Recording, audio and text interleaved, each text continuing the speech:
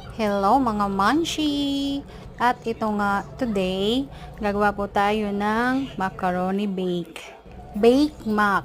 We call it bake mac with white sauce. At ito nga, kinombine ko na yung sauce at saka yung macaroni. I-mix mo lang siya at pagkatapos ilalagay mo na sa lalagyan.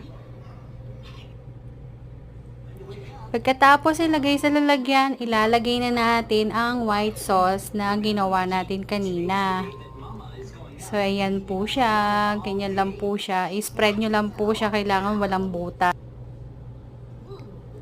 Pag kayari nyo siyang i-spread lahat, kailangan walang butas yan.